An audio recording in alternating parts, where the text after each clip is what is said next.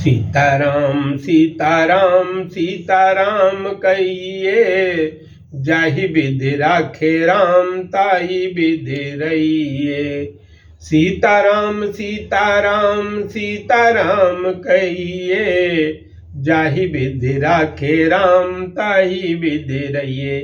परमा अवतारी भगवान राम सभी देवताओं के एकमात्र अधिकारी भगवान का अवतार हो गया और वो छोटा बच्चा होके माता कौशल्या जी की आज्ञा के अनुसार छोटे से बच्चे बन के रोने लगे। और क्या कह दे, बाबा कहते हैं, सुनि से सुरुदन परम प्रिय वाणी, संभ्रम चले आई सब रानी। हर्षित जाता धाई दासी, आनंद मगन सकल पुरवासी। परम प्रिय वाणी को स्वरूप राम जी का रुदन सुनकर सभी रानियां प्रसन्न युक्त आश्चर्य से युक्त होकर कौशल्या जी के भवन में चलकर गईं। प्रसन्न हुई दासियां जहां तहां दौड़ पड़ी। संपूर्ण अवधवासी आनंद से मगन हो गए और कहने लगे, दशरथ पुत्र जन्म सुनि काना, मानहु ब्रह्मानंद समाना। परम प्रेही मन पुलक शरीरा, चाहत उठन करत मत धीरा। जब ये समाचार राजा दशरथ जी ने, चक्रवर्ती सम्राट ने पाया कि मेरे यहाँ पुत्र का जन्म अपने हुआ है और अपने कानों से सुना, तब महाराज को मानो ब्रह्मानंद में डूब गए। उनको पर ब्रह्म की प्राप्ति हो गई, अर्थात वो ब्रह्म में लीन हो गए। मन से प्रेम में उमड़ आया और शरीर पुलकित हो उठा।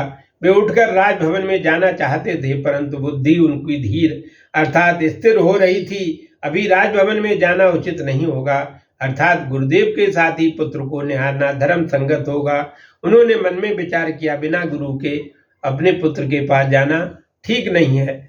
और तब वो वशिष्ठ जी के पास गए और बाबा कहते हैं, जाकर नाम सुनत शुभ होई, मोरे ग्रह आबा प्रभु सोई।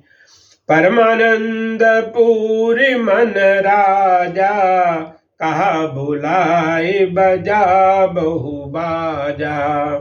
जिनका नाम सुनते ही सब शुभ हो जाता है, वही साकेत बिहारी भगवान श्री राम मेरे अपने ग्रह में आकर बालक बनकर आए हैं। ऐसा सोचते ही राजा दशरथ के मन में परमानंद का पूर्ण भाव पैदा हो गया।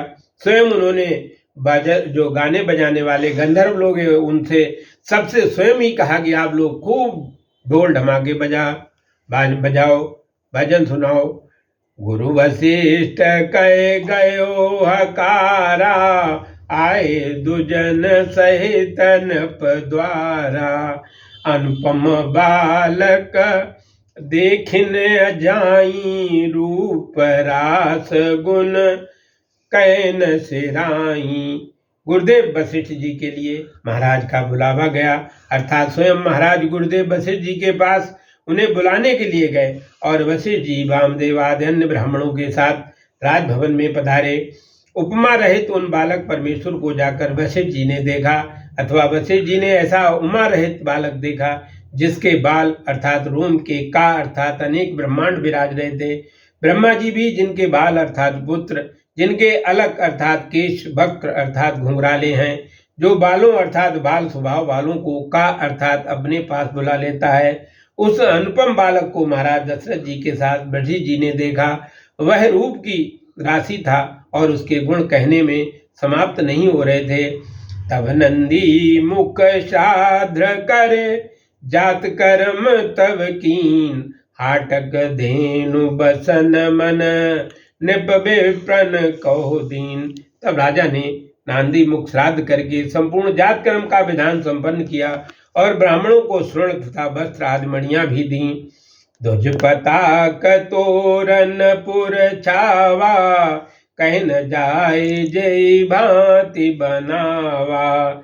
सुमन भ्रष्ट आकाश ते होई, ब्रह्मानंद मगन सब होई। नगर और ध्वजा पताका तोरण से छाया गया जिस प्रकार अवध को सजाया जा सकता था उस तरह सजाया गया। वो कहाँ नहीं जा सकता है। आकाश से पृष्ठभूमि हो रही थी और सभी ब्रह्मानंद में मगन हो गए। जय जय सीताराम बोलो, जय जय सीताराम, जय जय सीताराम बोलो, जय जय सीताराम।